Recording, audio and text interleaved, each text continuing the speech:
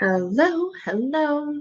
Let me get these pulled up. Just sharing with you what God just brought through because it's so good. It's so good. So he said, don't lose your desperation, use it.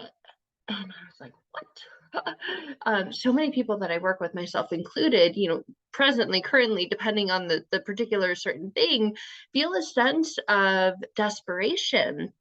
And there's oftentimes an experience of different emotions or feelings or sensations around desperation that we are being called to use. We're being called to use them in the right way, but our first desire is to lose it. And God said to me today, don't lose your desperation, use it. And of course, that piqued my interest. I was like, what are you talking about? What are you talking about, God? And it had to do with storms.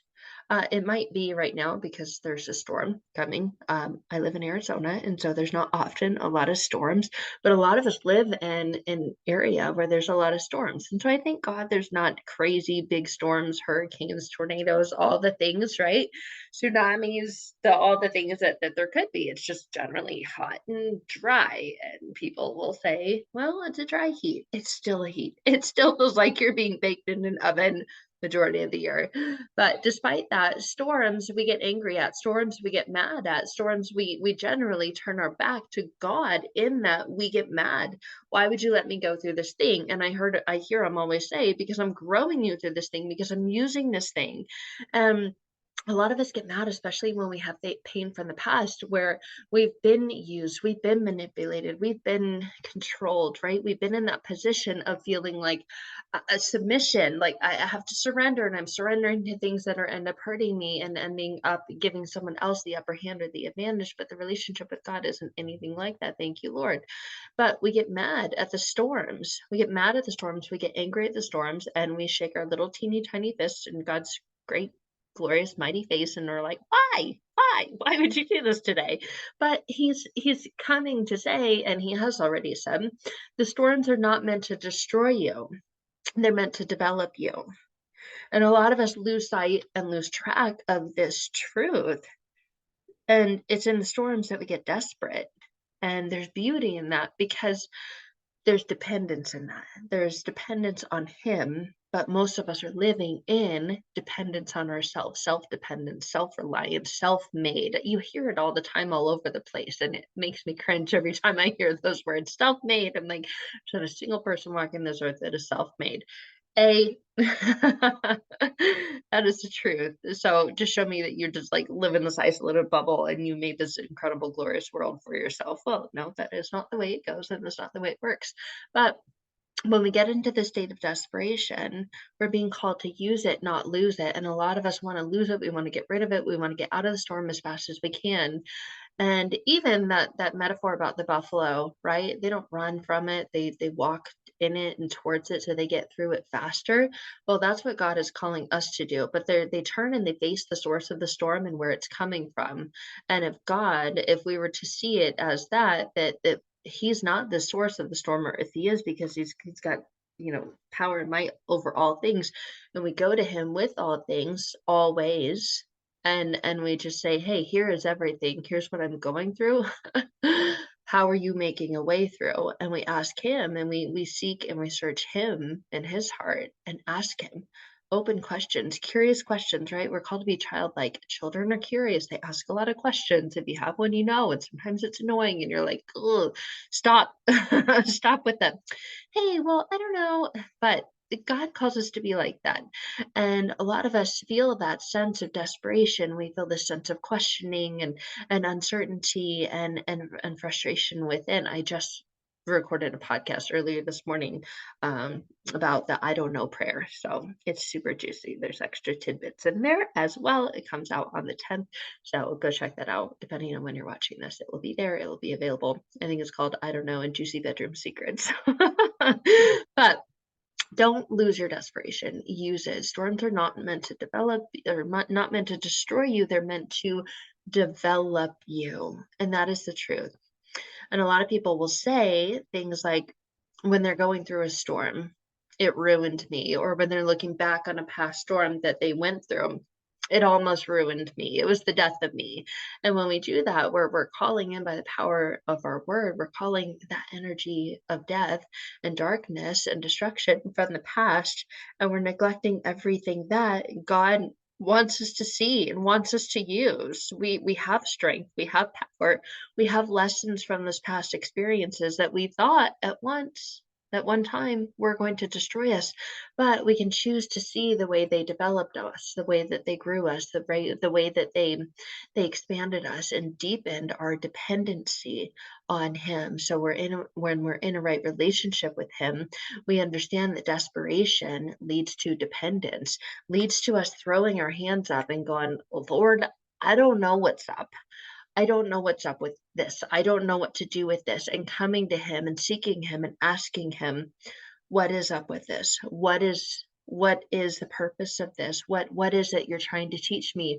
Or what ways are you trying to shape me or mold me in this?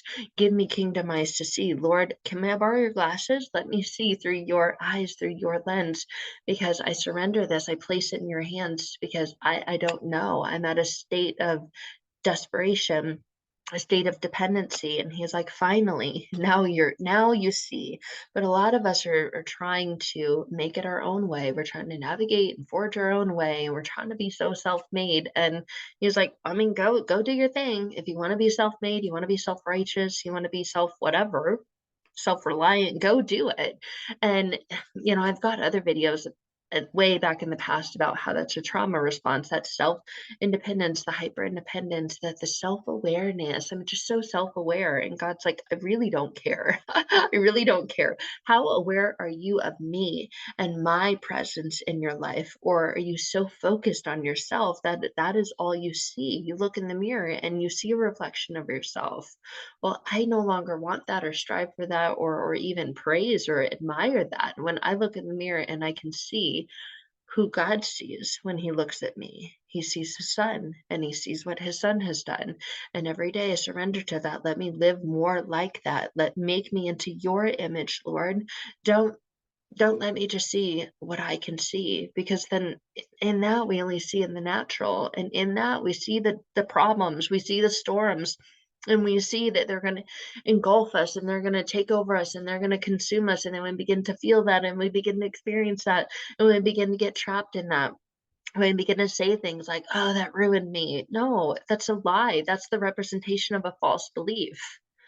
And it's not something that will set you free. When we have this dependence and desperation that leads to dependence, a right dependence on God, not dependence on yourself or someone else, then you're in the right state. Your heart is in the right place. So, where is it that your desperation is leading you to?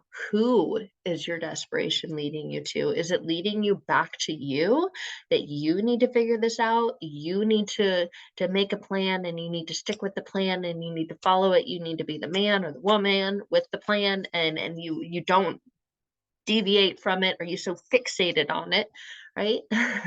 And God's going, okay, I mean, that's fine, but you're desperate and you're dependent on yourself. And because you're dependent on yourself, you're feeling the desperation. But desperation is not a bad thing. Desperation can be a freeing thing. Are we losing? Are we trying to lose our desperation? Or are we open to using it? Are we open to letting God use our desperation? Are we saying, come into this desperation and let there be no more separation? Let there be no more separation between my spirit and your spirit. So, what if you were desperate for the right things in your life? What if you were desperate for God's spirit in your life and desperate for God's presence in your life? What if you were desperate to know him, to have a wonderful relationship with him, like he was your best friend?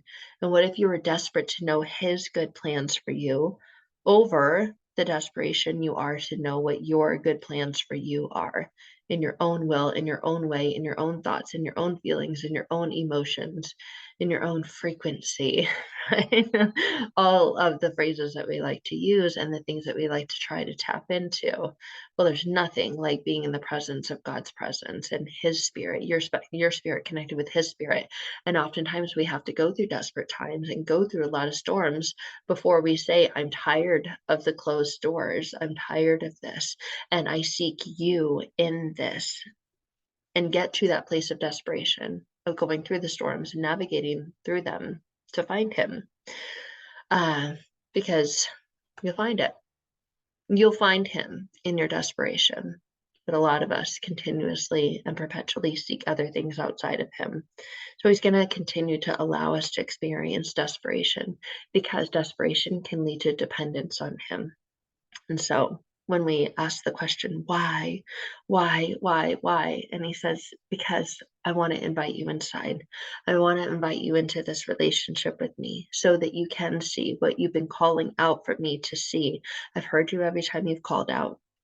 You haven't listened, however, to what's about to come.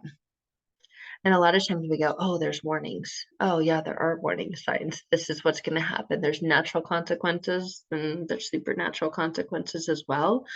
But we're being called to use our desperation in the right way, not necessarily to lose it, but to use it, and to use it to develop and deepen and further and strengthen our relationship with our creator, with the God who created you, not just with his creation, and not go to universe or the moon or source or manifestation, right?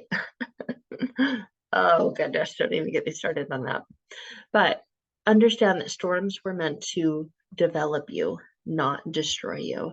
And over this past weekend, one of the churches I attend dove into this, and they talked about the different types of storms. So I just want to highlight those because they're pretty amazing. They were going through the series of Jonah, and they were looking at, like one of the easiest, most children's Bible stories that there is. And it's when, the guy, Jonah, was running away from God, and he was in a ship, and he got tossed over the ship into the ocean, and he got swallowed by a whale. He was in there for 3 days, and then he went out and he finally listened to God and his ways. I was like, okay, I surrender, I give up, do your thing. But there are different storms that happen for various reasons, and they went through the examples of some of those, and they were talking about how Jonah got to such a place of desperation that he only had God to turn to. I mean, what else do you do when you're inside the belly of a fish?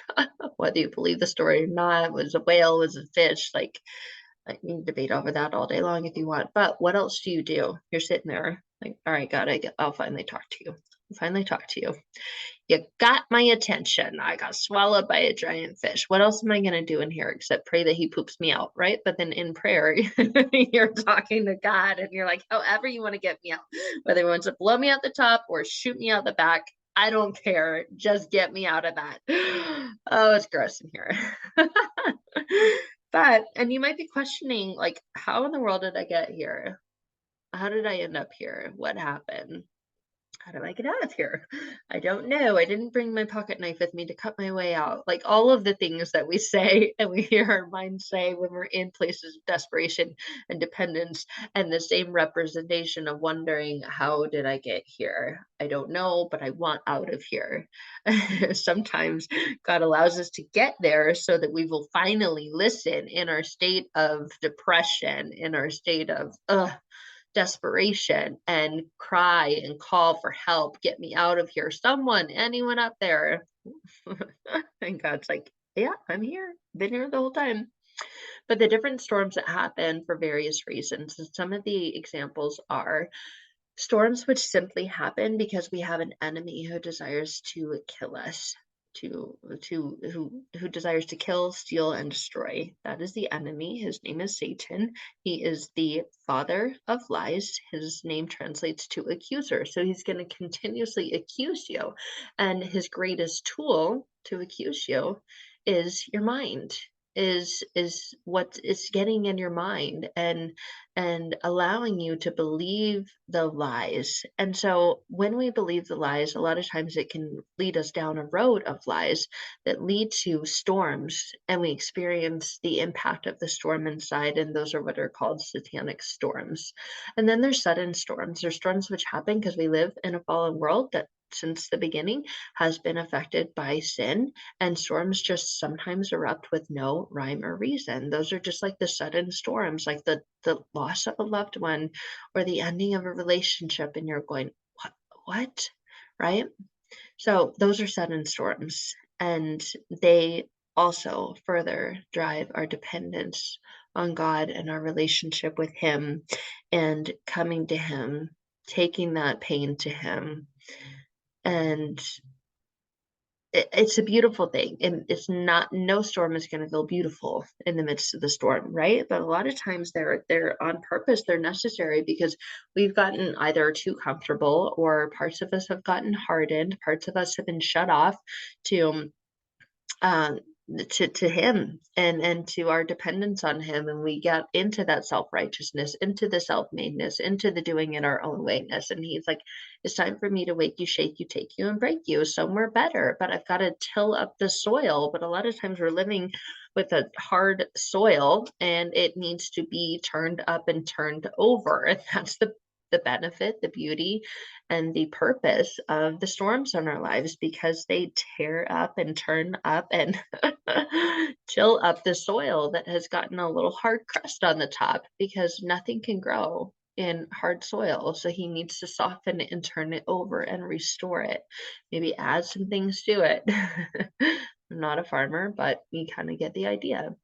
Then there's self storms. Self storms are storms that happen because of the bad decisions we make, because of the sin in our lives.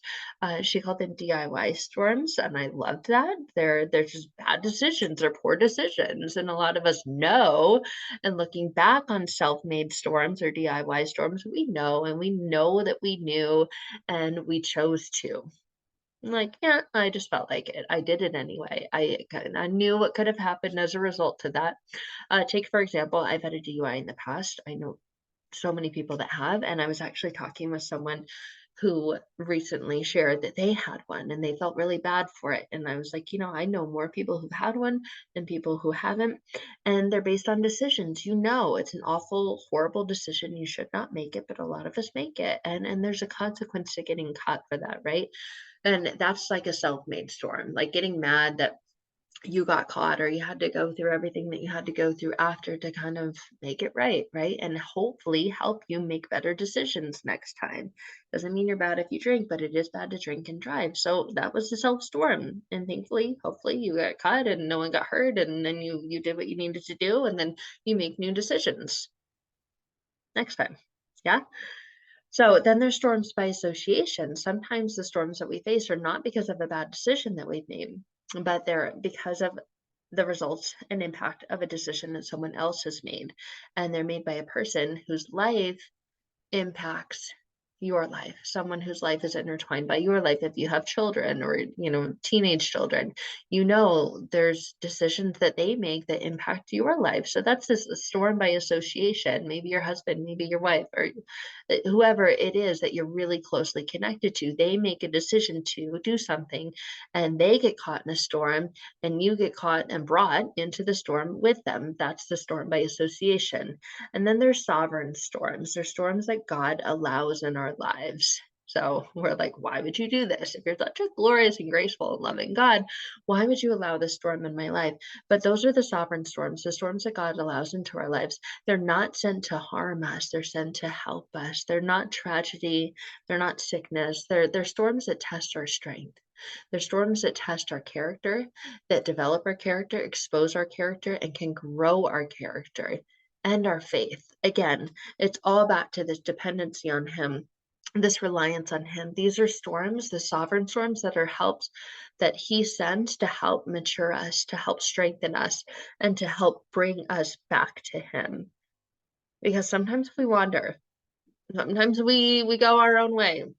And often when we encounter these storms, it's because we've been being stubborn.